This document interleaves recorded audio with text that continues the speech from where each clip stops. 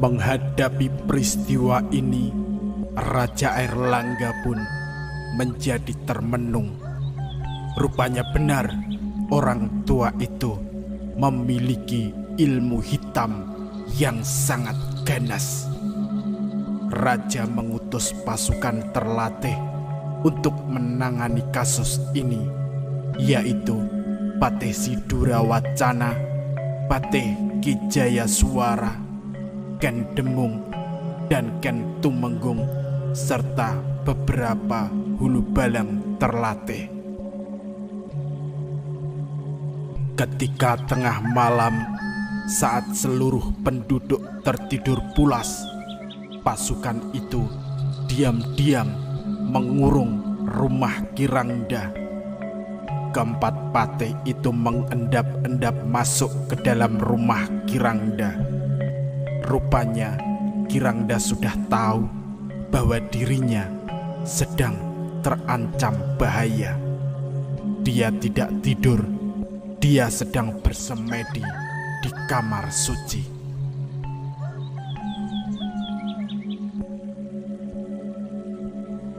Baru saja keempat patih itu memegang pintu kamar suci untuk memeriksa keadaan dalam ruangan itu, tiba-tiba Kirangda keluar dengan wujud yang lain, yaitu wujud calon arang raksasa yang jahat. Tubuh Kirangda jadi begitu menyeramkan. Mulutnya menganga, air liurnya jatuh menetes. Matanya terbelalak, biji matanya besar, sinar matanya berapi-api, rambutnya ikal terurai panjang, lidahnya yang panjang menjulur-julur.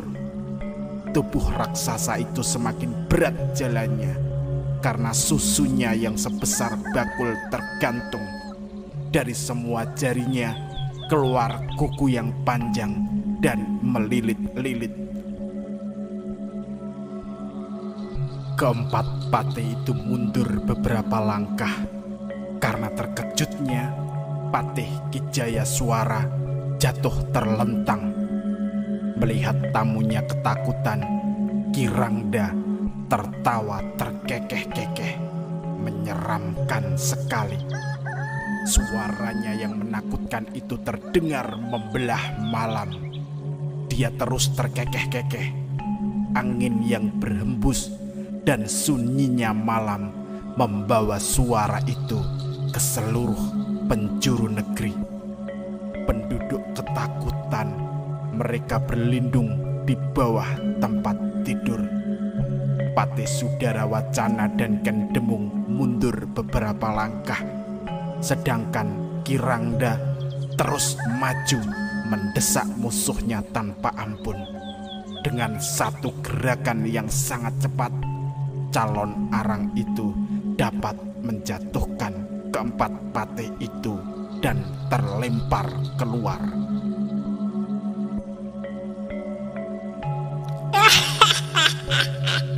Aku tidak terkalahkan. Akulah murid teladan Dewi Durga. Pulanglah kalian semua. Katakan pada rajamu, dia sendiri yang harus mengalahkan aku.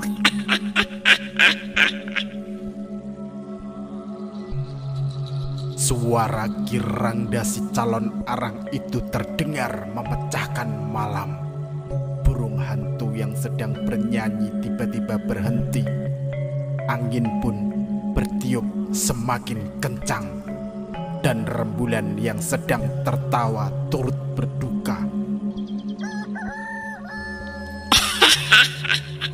Aku akan terus mengganggu ketentraman hidup kalian, seluruh rakyat Daha. Karena kalian sudah menyiksaku sepanjang hidup.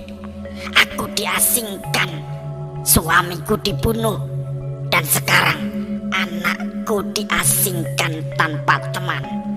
Kalian memang patut untuk aku siksa. Sekarang rasakan pembalasanku.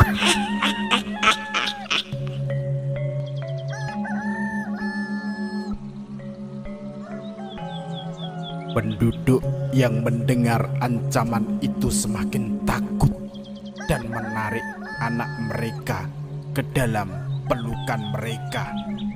Malam semakin senyap. Keesokan harinya tersebarlah berita bahwa Ki Rangda si calon arang itu sudah membunuh para hulu balang andalan Raja Airlangga. Rakyat semakin ketakutan mendengar berita itu. Berarti siapa lagi yang akan membantu mereka melepaskan penderitaan ini? Oh anakku, kita akan kelaparan. Lumbung yang kita miliki sudah kosong, nak. Tak ada satupun padi di sana. Tak ada makanan yang tersedia. Pak, kita pindah saja dari desa ini. Mungkin di desa sebelah barat sana masih memiliki makanan, Pak. Mereka kemudian bergegas untuk meninggalkan desa itu. Sepanjang perjalanan, mereka mendengar teriakan kelaparan. Bahkan ada mayat yang mulai terjatuh dan meregang. Beberapa saat kemudian, bukan hanya padi dan tumbuh-tumbuhan lain saja yang mati, bahkan air pun mulai mengering. Tanah-tanah retak, debu bertebaran, dan kuman penyakit mulai berkerumun. Kini rakyat bukan hanya menderita kelaparan, tetapi juga dihinggapi penyakit. Banyak rakyat yang mengungsi ke dekat pantai. Mereka tidak merasakan lagi asinnya air laut. Yang penting mereka bisa minum. Negeri Daha benar-benar gersang. Airlangga sudah memberikan berton-ton makanan yang ada di gudang kerajaan, membantu rakyatnya yang sedang kelaparan. Bahkan bagian belakang kerajaan yang selama ini kosong digunakan untuk menampung rakyatnya yang kelaparan. Lama-lama tempat itu semakin penuh, sehingga persediaan semakin menipis, dan mata air satu-satunya yang berada di taman mulai kering. Melihat peristiwa naas ini, Raja Airlangga sangat sedih. Semua patih unggulannya tidak dapat mengalahkan ilmu Ki Rangda. Akhirnya raja memanggil sisa-sisa patih yang masih hidup. Aku berharap hari ini adalah musyawarah yang terakhir. Aku ingin kekejaman si calon arang itu cepat teratasi. Apakah ada ide gemilang yang dapat mengatasi bencana ini? Kata Raja Airlangga kepada para bawahannya. Di luar dugaan, Jayabaya mengacungkan tangan dan berkata, "Ayah, aku baru saja membaca lontar yang tersimpan di perpustakaan kerajaan. Dalam lontar itu dinyatakan bahwa ilmu hitam Ki Rangda hanya dapat dilawan oleh seorang pendeta, yaitu pendeta agung dari Lemah Tulis. Pendeta itu tinggal jauh di atas bukit di daerah Lembah Tulis. Pendeta agung itu bernama Empu Baradah. Apakah Ananda dapat membawa lontar itu kemari? Biar kita baca bersama." Setelah mereka membaca lontar itu bersama-sama, mereka mengambil kata sepakat bahwa yang pertama mereka lakukan adalah menemui Pendeta Agung Empu Baradah. Akhirnya Raja Airlangga memerintahkan Patih Kanuruhan, Patih Arya Daksa, Jayabaya, dan Jayasaba menemui Pendeta Agung Empu Baradah. Perjalanan mereka kali ini tanpa upacara resmi karena semua rakyat sedang berduka cita. Keempat orang itu hanya membawa perbekalan yang sangat terbatas. Gunung demi gunung mereka lewati, masuk keluar hutan. Beberapa celuk dan pantai terlewati. Lemah Tulis belum juga terlihat. Yang ada di hadapan mereka hanyalah korban-korban keganasan Kirangda. Pada hari ke-10, barulah Jayabaya, Jayasaba, dan kedua patihnya sampai di kaki Gunung Lemah Tulis. Karena desa ini merupakan tempat suci yang didiami oleh seorang pendeta sakti dan sangat jauh jaraknya, mantra jahat Kirangda tidak sampai ke situ. Pemandangan tampak sangat berbeda antara desa di Kerajaan Daha dan di desa Lemah Tulis. Di sini hutan masih lebat, pohon karet tinggi dan lebat dan tumbuh merapat. Mahoni dan pinus sangat rimbun. Kicau burung ramai bernyanyi menyambut pagi, dan matahari mulai menampakkan wajahnya. Sebenarnya Empu Baradah adalah perwujudan Hagya Singa, pendeta sakti. Oleh sebab itu, dia tahu bahwa dia akan kedatangan tamu dari jauh. Akan tetapi, dia terkejut juga ketika tahu bahwa yang ada di hadapannya adalah dua putra mahkota Kerajaan Daha. Dengan ramah, Empu Baradah mempersilahkan para tamunya masuk. Jayasaba memperhatikan pendeta itu. Meskipun sudah berumur 80 tahun, pendeta itu masih gagah dan kuat. Wajahnya sangat cerah, bersih, dan alim. Rambutnya putih bagai awan, kulitnya hitam tapi bersih. Kumisnya lebat dan hitam, janggutnya panjang sampai di dada, dan tatapan matanya sangat tajam. Sosoknya sangat berwibawa, sepadan dengan seorang pendeta. Apalagi dia menggunakan baju putih panjang. Pendeta itu kelihatan semakin suci. Terima kasih, Eyang. Sejuk sekali ya di sini suasananya, kata Jayasaba. Dia masih memperhatikan pemandangan di sekelilingnya melalui jendela rumah itu. Karena rumah pendeta itu berada di atas bukit, pemandangan di bawah kelihatan luas membentang. Hamparan hutan dan rumput yang menghijau terbentang luas bagai permadani. Kabut masih tebal menyelimuti hutan itu. Air danau yang hijau tenang menyimpan misteri, dan bersihnya udara membuat jernih juga pikiran. Ketika melihat sebuah balai di bawah pohon beringin yang rindang, Jayasaba menghayal. Dia seakan melihat Empu Baradah yang suci itu duduk di atas balai dengan murid-muridnya. Mereka bersimpuh di hadapan guru mereka, bercakap-cakap, mengemukakan keinginan hati. Semua hikmat dalam suasana pengajaran ilmu. Apalagi di dekat situ ada sebidang tanah pekuburan. Lamunan Jayabaya buyar ketika mendengar sapaan pendeta suci itu. Ada berita apakah?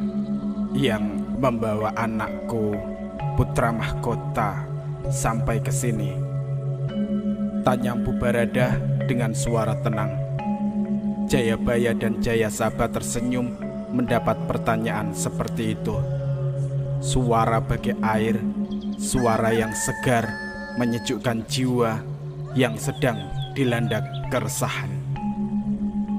Negeri kami, Daha, sedang dilanda musibah yang menyedihkan, Eyang. Kiranya Kirangda, seorang calon arang, sedang dilanda dendam. Dia menyebarkan penderitaan yang berkepanjangan di negeri kami. Seluruh rakyat kelaparan, tanah kehabisan air, ternak mati bergelimpangan. Kami semuanya dibuat bingung. Maka dari itu, kedatangan kami ke sini meminta bantuan kepada Eyang untuk mengatasi bencana yang menimpa kami, kata Jayasabha kepada Eyang. Empu Baradah tidak langsung menjawab. Dia berpikir sebentar, lalu berkata dengan suara pelan dan nafas yang panjang. Kirangda itu memang sangat tinggi ilmunya. Dia belajar langsung dari Bathari Hyang Begawati, dewi yang sangat jahat. Dia bahkan memuja dewi itu setiap saat. Patung dewi itu diletakkan di sebuah kamarnya. Disitulah dia memperdalam ilmu batinnya dengan beryoga, bersemedi, dan memuja. Jadi tidak sembarang orang yang dapat melawannya. Mendengar penjelasan itu, keempat utusan itu menjadi kecil hati. Akan tetapi mereka juga yakin bahwa perjalanan mereka ke desa ini tidak akan sia-sia. Ya, itulah Eyang. Oleh sebab itu, kami tidak dapat melawannya. Hanya Eyanglah yang dapat menolong kami, pinta Jayabaya kepada Empu Baradah dengan penuh iba. Sebenarnya ada permusuhan apa yang terjadi antara kerajaan Daha dan Kirangda sampai dia mengeluarkan seluruh kesaktiannya itu? Kemudian Patih Kanuruhan menjelaskan duduk permasalahan sebenarnya.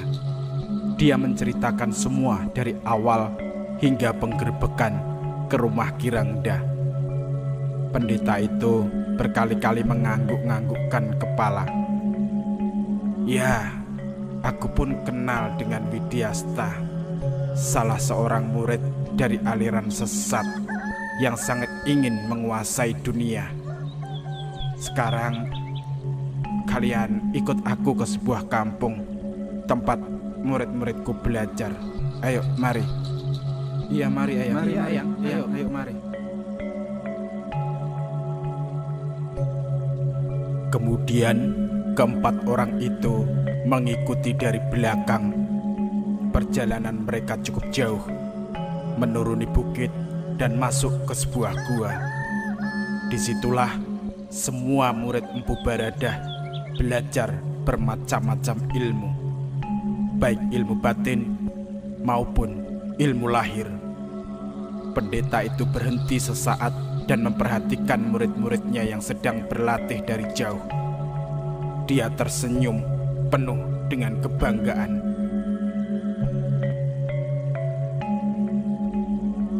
Inilah singgasana kami. Lalu pendeta itu berjalan kembali dan diikuti oleh para tamunya. Baula, kemari, serunya pada seorang pemuda yang sedang memimpin latihan itu. Ini Jayabaya, Jayasabha, Patih Ki Kanuruhan, dan Arya Daksa. Mereka datang ke sini mengadukan kejahatan Kirangda. Kirangda yang? Iya, wanita yang pernah Eyang ceritakan itu, dia pernah menjadi murid Eyang, murid dulu. Lalu apa yang dapat saya bantu, Eyang? Aku sudah menemukan jalan dan keputusan sudah aku ambil. Kita akan membantunya. Baiklah, Eyang, aku akan membantu Eyang. Pemuda yang bernama Baula masih sangat muda. Dia dilihat dari tugasnya memimpin murid-murid di tempat itu. Pasti dia orang terpenting. Tangan kanan Empu Baradah. Keperkasaan Baula dapat dilihat dari ototnya yang padat dan gempal. Otot yang terlatih, gerakannya tangkas, dan pandangan matanya seperti mata elang. Dengan pakaian seragam putih-putih, pemuda itu tampak gagah, tampan, dan suci. Kami akan memusyawarahkan terlebih dahulu dengan orang-orang kami. Apa sebaiknya yang nanti akan kami lakukan? Kalian pulang saja lebih dulu. Nanti kami akan kabari dan kami akan beritahu kepada Raja Erlangga agar mengadakan upacara Pancawali Karesa, upacara betas kasih. Tidak lama kemudian, utusan Raja Daha pulang. Saat itu pula Empu Baradah mengajak Baula duduk dan membicarakan langkah yang harus mereka ambil.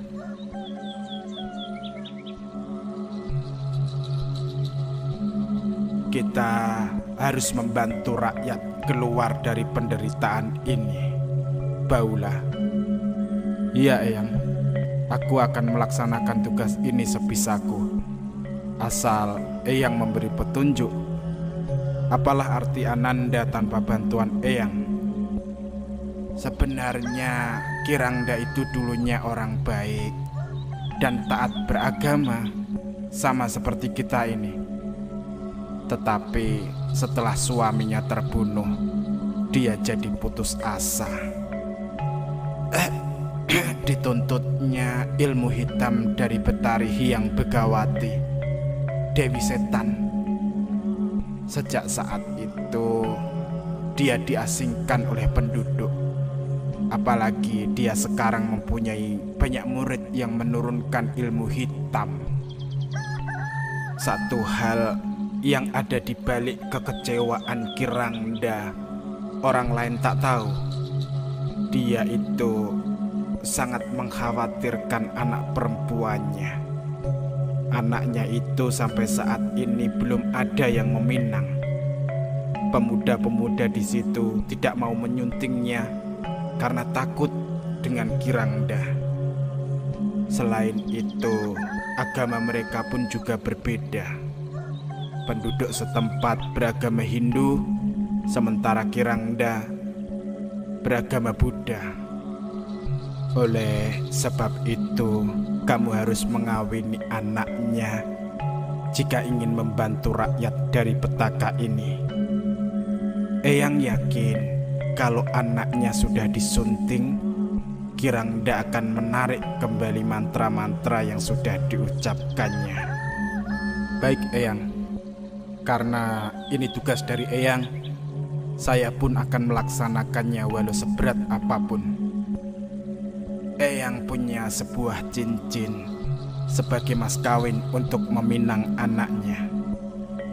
Sebelum berangkat, ada ilmu-ilmu tertentu yang akan Eyang ajarkan kepadamu malam ini. Ilmu itu khusus untuk menaklukkan hati Kirangda. Baik, Eyang.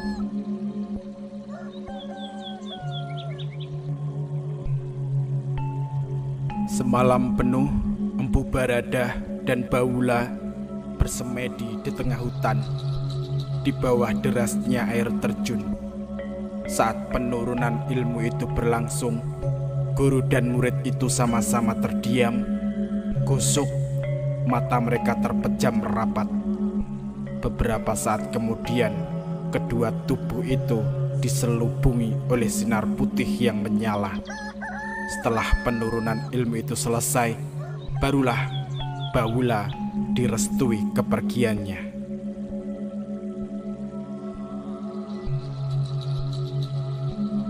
Empu Baradah sangat sayang sama Baula. Dia mengantarkan kepergian muridnya itu sampai batas desa. Empu Baradah menggeleng-gelengkan kepala ketika melihat suasana desa yang sangat gersang. Ternak bergelimpangan, tinggal tulang belulang. Sawah kering, sungai kering, tanah kering. Beberapa korban tergeletak di jalan. Empu Baradah mendekati korban itu. Ternyata lelaki itu masih bernafas. Lalu diberikannya setetes air. Dalam sekejap, orang itu dapat duduk kembali dan berjalan mencari keluarganya. Melihat keampuhan Empu Baradah, Baula semakin kagum pada gurunya itu. Sadarlah dia bahwa air yang diberikan gurunya itu adalah air kehidupan.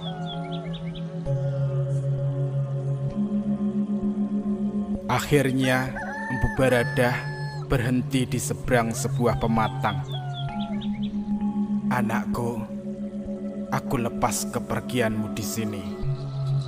Jagalah dirimu baik-baik dan jalani tugas mulia ini dengan lapang dada. Jangan lupa memberi kabar kepada Eyang," kata Empu Baradah sambil mencium kening Baula. Mendapat ciuman itu, seluruh tubuh Baula bagai tersiram air dingin. Sejuk, dia tidak merasakan lagi terik panas yang menyengat. Dengan membawa sebuah kantong, Baula melangkah meninggalkan Lemah Tulis. Karena pematang yang dilaluinya sudah sangat panjang dan jauh, sosok Empu Baradah semakin lama semakin kecil dan menghilang. Meskipun dia sudah berjanji pada Empu Baradah bahwa dia akan menjalani tugasnya dengan baik, bergidik juga bulu romanya ketika sadar bahwa dia harus mengawini anak tukang sihir si calon arang. Diredamnya rasa khawatir itu dengan harapan gurunya tidak akan menjebloskannya ke dalam penderitaan. Sementara itu, Kerajaan Daha sedang mengadakan persiapan upacara Pancawali Karesa. Rakyat sibuk menyiapkan segala perlengkapan upacara. Saji-sajian ditata dan dilengkapi di sebuah tempat. Genta mulai dipukul orang, bunyinya menyebar ke penjuru desa, dan asap dupa semerbak menyebar di angkasa. Raja Airlangga sudah semedi sehari penuh, tidak tidur semalaman. Semua rakyat berharap agar Sang Hyang Widi menurunkan belas kasihnya, menganugerahkan berkah.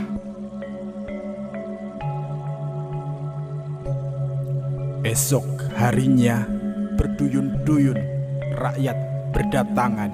Sangat ramai sekali suasana saat itu. Segala perlengkapan termasuk saji-sajian sudah disiapkan. Teratur rapi, bunyi genta semakin cepat dipukul dan suaranya sangat nyaring. Upacara mantra Weda dan semetri pun diucapkan. Sang Hyang Widi dipuja dengan kusuk dan khidmat. Semua menarik napas panjang dan lembut. Raja Airlangga tiba-tiba berteriak disertai dengan semerbak wangi dupa dan kobaran api. "Oh Bapak yang dipuja, hilangkan penyakit yang mewabah dari negeri ini. Oh wabah yang menjangkit, pergilah. Oh sang penguasa bumi, beri kami kedamaian. Teriakan raja semakin lama semakin keras seiring dengan kobaran api yang juga semakin tinggi. Tiba-tiba Kirangda melompat dari duduknya. Dia tersentak. Tubuhnya terasa panas bagai dibakar kobaran api. Hatinya gelisah bagai disengat lebah, tidak menentu. Kepekaannya sebagai orang yang memiliki ilmu batin langsung tahu dan dapat membaca situasi.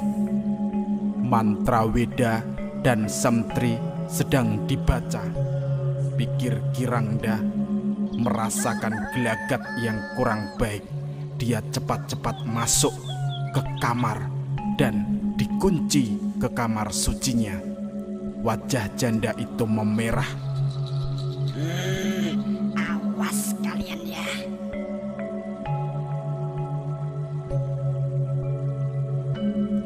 Pada saat itu juga api pemujaan yang ada di hadapan raja tiba-tiba saja berubah menjadi wujud Hyang Siwa.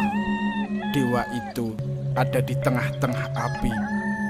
Dengan suara lembut dan pelan, dewa itu menyampaikan pesan bahwa wabah yang menyebar di desa ini memang kiriman calon arang atau Kirangda, janda dari Jirah. Janda itu tidak dapat dikalahkan oleh siapapun kecuali oleh Pendeta Agung Empu Baradah. Setelah meninggalkan pesan, api pemujaan kembali meredup dan kobaran api pun hilang. Yang ada tinggal gumpalan asap yang menebal membumbung tinggi. Raja Airlangga lega hatinya mendapat pesan itu. Dia merasa tidak sia-sia mengutus anaknya ke Lemah Tulis. Doanya kepada Sang Hyang Widi semakin kusuk. Semoga anaknya berhasil membawa pendeta itu